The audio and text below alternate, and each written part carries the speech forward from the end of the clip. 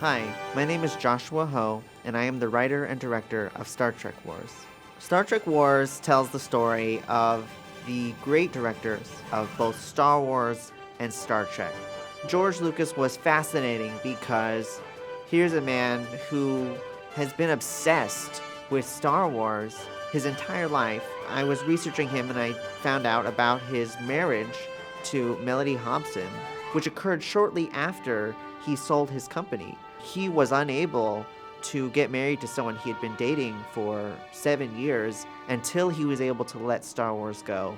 And that's really, I feel, the heart of it. I'm really proud that we were able to kind of show the transformation from somebody who loved one thing and was able to give it up so he could love something else. At the same time, J.J. Abrams, how does he live up to the expectations? There's just such an amazing amount of pressure from Disney, from the fans. When I started thinking about J.J. Abrams doing both Star Wars and Star Trek, that's actually the point at which I started thinking about doing a story about Star Wars versus Star Trek. We knew that we had to raise the bar on this one, so we set our original Kickstarter goal at $10,000. Not only did it ask us to up our game in terms of pushing our social media online, but it also brought so many great people to the table, and we also had a chance to go on a number of podcasts, go to the Long Beach Comic Expo, and it was just really fun to sort of go out as a team and figure out how do we get the community involved and interested in what we're doing. The first person that we found was Melissa Pearl, who plays Leia in the film. She was a real joy to work with, and I am so excited to see her energy come across in the character. The next person we found was Sophia Thomas, who plays Melody Hobson, and I couldn't be more honored to have such a talented actress work with us who cares so passionately about what we were doing as well as the character. Along the way, we found Seth Wayne, who plays Gene Roddenberry. It's such an important, special character, and I'm very happy with what he brought to the table for that part. Next, we found Johnny Bolton, who plays George Lucas in the film. He is very funny, and I'm really glad that he was down for the challenge of creating that epic lightsaber battle. The next person we found was Ronan Barber, who plays J.J. Abrams. I really enjoyed working with Ronan. He is one of a kind and a very good friend. We also found Stefan Petrenko to play the role of George Lucas's son, and it was really fun to work with him. He's a funny guy. And finally, we have Jane Noble, who plays the role of Kathleen Kennedy, and I really liked the way that she was able to show both sides of the character. When you find the right cast that wants to be there, that does their homework, and that represents what you want to say, you can't really ask for more than that. We got to shoot at over 16 different locations, at a local home, at California State University Long Beach campus. I was really excited to include a scene at Comic-Con because I am a 10-year attendee. I grew up near San Diego, and taking on the challenge of recreating that setting, that was a real thrill to me. We had over 50 people on set with all sorts of things happening, from the crowd to the panel. And I think my experiences, you can really feel that in this film with the depiction of the fans and the energy. But perhaps our most exciting achievement on the entire production was our big shoot at Thunder Studios in Long Beach, California. Those were two of our most exciting days because we just had so many people, so many costumes, and so much action going on the entire time.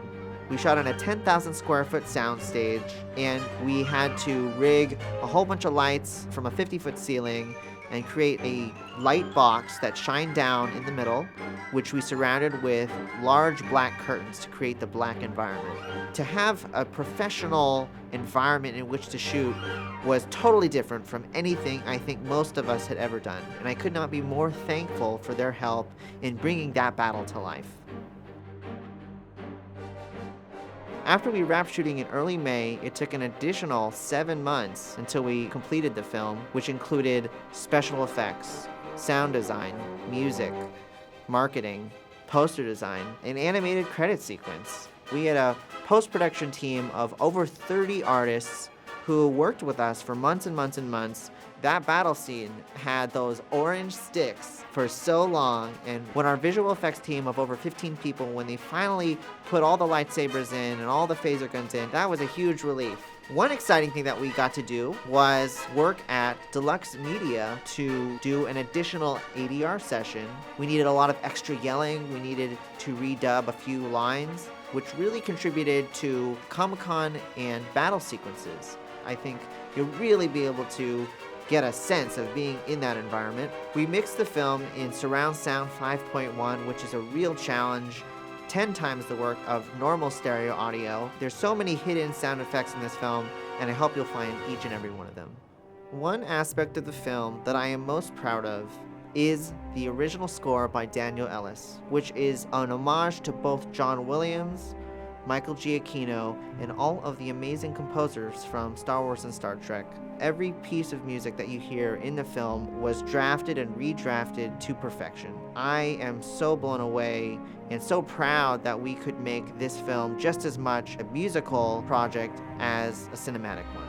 We premiered our film on December 1st at Pacific Theaters in Lakewood, California, to a great turnout of over 350 people, and I look forward to the film going to many festivals, which I hope we will get into soon.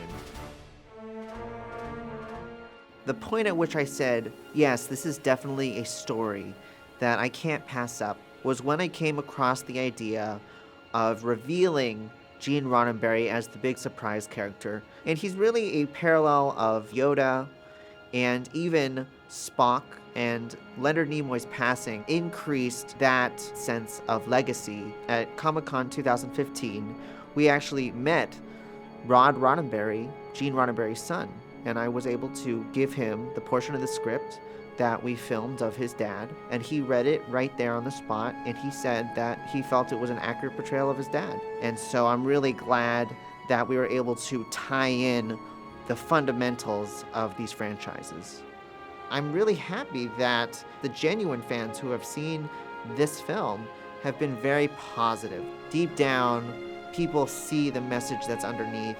We really need films that touch us on a spiritual level. To George Lucas, J.J. Abrams, Kathleen Kennedy, Melody Hobson, and even Gene Roddenberry, thank you for everything that you've given us, for inspiring us as filmmakers, but really for putting yourselves on the line to tell these great stories. And I hope that Star Trek Wars will validate and acknowledge what you've given to us.